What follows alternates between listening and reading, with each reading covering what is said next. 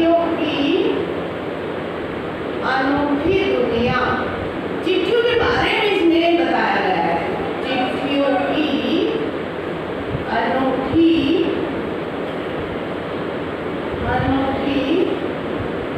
दुनिया। तो इस लेसन को जो है आज हम रीडिंग करेंगे। सभी बच्चे जो है अपनी बुक निकाल कर रखें। सभी बच्चे अपनी बुक निकालिएगा। चिट्ठियों की अनोखी दुनिया, ये वाला लेसन निकालेंगे बसंत की बुक में। और पेज नंबर बेटा आपका रहेगा इसमें, यानी कि 23 पेज। कौन सा पेज है? 23 पेज है, ये आप निकालिएगा। ठीक है, निकालिए सभी बच्चे ना। Very nice. तो सबसे पहले जो है इसमें मैं लेसन की रीडिंग करूंगी। जो भी इसमें डिफिकल्ट वर्ड होगा मैं उसका आंसर आपको बताऊंगी।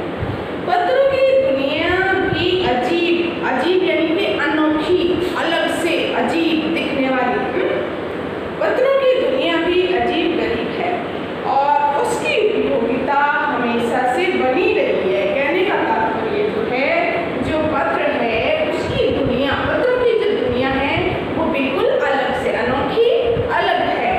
और जो है ये आज तक इतनी प्रबल बनी हुई है, जो है ये आज तक भी इसका प्रचलन है। यानी कि ठीक है, पहले जो थे बेटा मोबाइल और टेलीग्राम वगैरह इतना नहीं होते थे, तो क्या करते थे हम चिट्ठियों के माध्यम से जो है दूर दराज के इलाकों की खबर लिया करते थे, या अपने सगे संबंधियों के बारे में जो है खबर लिया करते थे।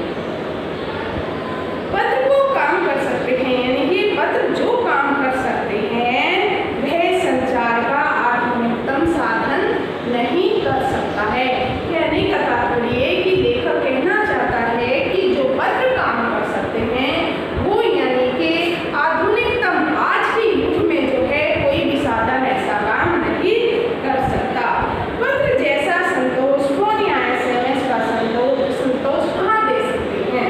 तो कहने से ये है कि जो पत्र से हमें पढ़ने से संतोष मिलता है, तो वो संतोष जो है हमें SMS या फोन के द्वारा नहीं मिल सकता। पत्र एक जो है नया सिलसिला शुरू करते हैं। पत्र जो है क्या है? एक नया सिलसिला जो है शुरू करते हैं। वो सिलसिला क्या है? और राजनीति, साहित्य, कला के क्षेत्र में जो है तमाम विवाद, किस किस के क्षेत्र में? राजनीति के, साहित्य के क्षेत्र में और कला के क्षेत्र में जो है तमाम विवाद और नई नई घटनाओं की जड़ भी पत्र ही होते हैं। यानी कि पत्रों के माध्यम से जो ही पूरे देश या दुनिया को जानकारी मिल जाती है। दुनिया का तमाम साहित्य पत्रों पर केंद्रित है। यानी कि कहने का तात्पर्य है कि जो दुनिया का पत्रकार है, जो साहित्य इसमें छापा जाता है, लेखक या कवि अपनी कविताएं, संस्मरण, रेखाचित्र, जीवनी आदि जो है छापते हैं, वो किसके माध्यम से छापते हैं? यानी कि पत्रों पर ही वे केंद्रित हैं। उनका जो केंद्र बिंदु है क्या है साहित्य का? यानी कि पत्र है।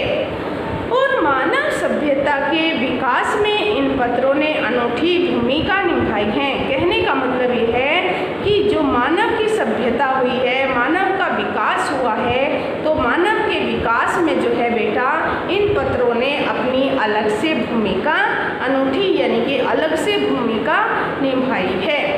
पत्रों का भाव सब जगह एक सा है। पत्रों का जो भाव है वो सभी जगह एक सा है, भले ही उसका नाम अलग अलग हो। पत्र को चाहे हम उर्दू में खत कहें, संस्कृत में जो है हम पत्र को क्या कहेंगे? संस्कृत में क्या कहेंगे? पत्र कहेंगे। हाँ, तो इसमें बेटा यहाँ पर आपका एक क्वेश्चन भी जो है बन सकता है कि पत्र को जो है अलग अलग भाषा में किस किस नाम से जाना जाता है, या ऐसे जो है आपको बहुविकल्पीय क्वेश्चन भी मिल सकते हैं कि उर्दू में जो है पत्र को क्या कहते हैं। इस तरीके से तो ये आपको अंडरलाइन करनी होगी ये लाइनें, क्योंकि ये क्वेश्चन किसी भी माध्यम से आ सकता है। तो इसमें देखिएगा, इसमें जो है उर्दू में पत्र को क्या कहते हैं? खत कहते क्या कहते हैं बेटा? खत। ये आपको याद होना चाहिए अच्छी तरीके से हैं। उर्दू में पत्र को क्या कहेंगे हम? खत। और संस्कृत में क्या कहते हैं? पत्र। जो मैं बार बार बोल रही हूँ, है ना, क्योंकि हिंदी का जो हमारा सब्जेक्ट है इसमें संस्कृत के शब्द लिए जाते हैं। संस्कृत के शब्द कौन से हैं? तत्सम और तद्भव। इस प्रकार जो है हिंदी में हम पत्र भी बोल सकते हैं। तो संस्कृत में क्या कहेंगे हम? पत्र। और कन्नड़ भाषा में कागज। कागज नहीं, ज नहीं, द कागज। कन्नड़ भाषा में क्या कहेंगे बेटा? कागज। और तेलुगु भाषा में उत्तरम, यानी कि हमें उत्तर मिल गया है। एक तरीके से ये याद रखना, उत्तरम यानी कि क्वेश्चन का जो उत्तर दे वो उत्तरम हो गया, ऐसे याद रख सकते हैं उसको। तेलुगु में क्या है? उत्तरम। और जाबू में लेख और तथा तमिल में जो है कड़िद कहा जाता है। किस में? जाबू और लेख तथा तमिल भाषा में पत्र को क्या कहते हैं बेटा? कड़िद। डी और द, कड़िद कहा जाता है। तो पत्र जो है बेटा यादों को सहेज कर संजो कर रखते हैं। अगर आपने देखा होगा अपने दादा बाबा का या मम्मा पापा के पत्र आज भी आपको मिल जाएंगे रखे हुए, पूछना आप घर में पूछ सकते हो ये चीजें। तो वे क्या होते हैं, यानी कि उनको संजो कर यानी कि संभाल कर रखे जा सकते हैं। यानी कि 20, 25 या 30 साल के आज भी पत्र हमें मिल सकते हैं। इसमें किसी को कोई संदेह नहीं है।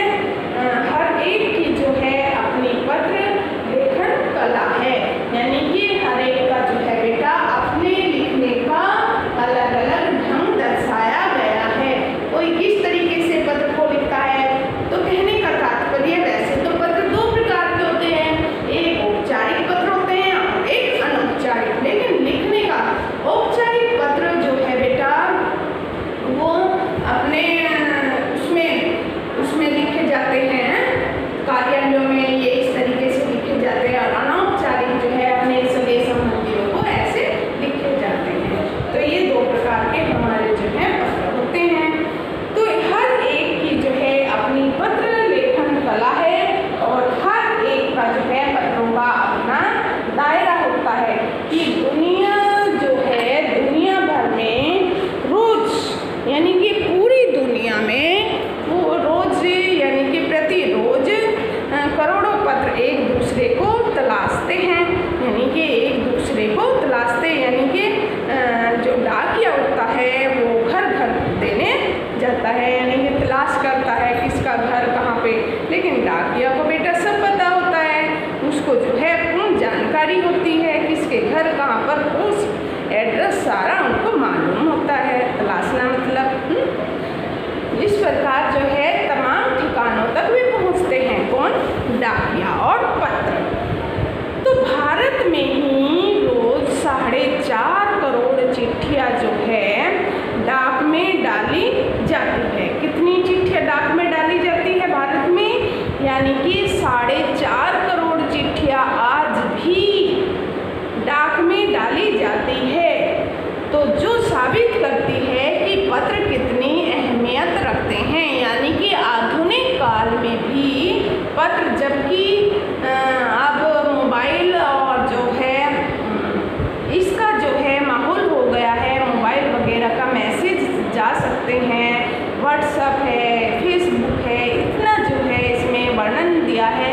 तो इस प्रकार आज भी जो है इनके होते हुए भी, यानी कि मोबाइल की सारी सुविधा होते हुए भी जो है आज भी पत्र अपनी जगह अहमियत रखते हैं। पंडित जवाहरलाल नेहरू ने जो है बेटा सन 1953 में 1953 में 1953 यानी कि 1953 में सही ही कहा था। क्या कहा था? कि हजारों सालों तक जो है बेटा वो संचार का साधन, किसका साधन? संचार का साधन जो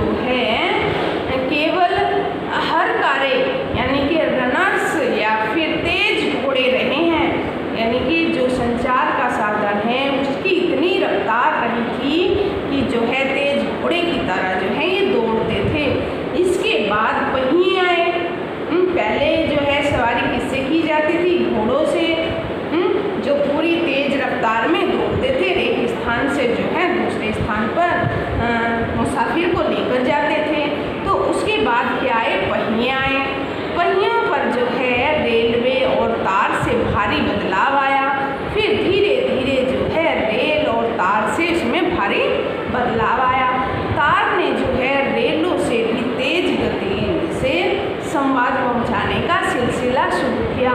यानी कि घोड़े पहले समाचार ले जाया करते थे एक दूसरी जगह पर, घोड़े पर जो है मुसाफिर जाया करते थे और एक दूसरी जगह पर जो है अपना संदेश भेजा करते थे। उसके बाद जो है धीरे धीरे रेलें आई और रेलों ने जो है अपनी रफ्तार पूरी करी और उन्होंने एक दूसरे स्थान पर अपने संदेश भिजवाए।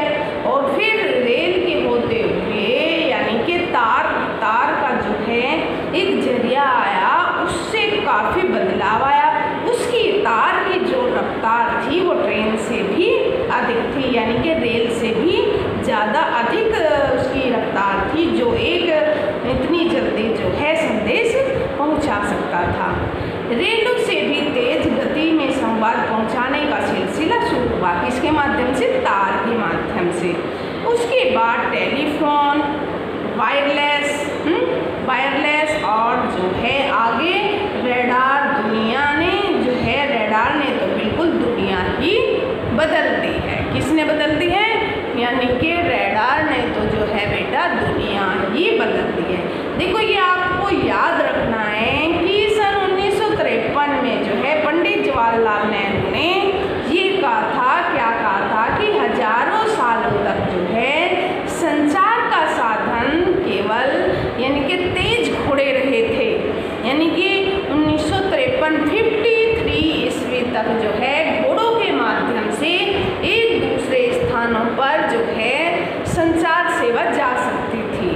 उसके बाद धीरे धीरे बदलाव आया और बदलाव आने के बाद जो है फिर ट्रेन आ गई है। उन्होंने जो है अपनी चिट्ठियों की रफ्तार पकड़ी। तो ट्रेन की जो रफ्तार थी वो अपनी चिट्ठी जो है रफ्तार से पहुंचाने लगी और ट्रेन के होते हुए फिर जो है एक तार का जो है सिलसिला हुआ। अपना जो संवाद है, अपनी जो बातें हैं उसको पहुंचाने के लिए तार का जो है बदलाव आया। यानी कि तार के द्वारा जो है अपना संदेश भिजवा सकते थे, वो ट्रेन से भी ज़्यादा जो है जल्दी जाता था तार। उसके बाद धीरे धीरे टेलीफोन, वायरलेस, आगे जो है रेडार ने तो दुनिया ही बदल दी है। तो ये आपको अच्छी तरह समझ आ रहा होगा इस तरीके से। तो पिछली शताब्दी में बेटा पत्र लेखन में एक कला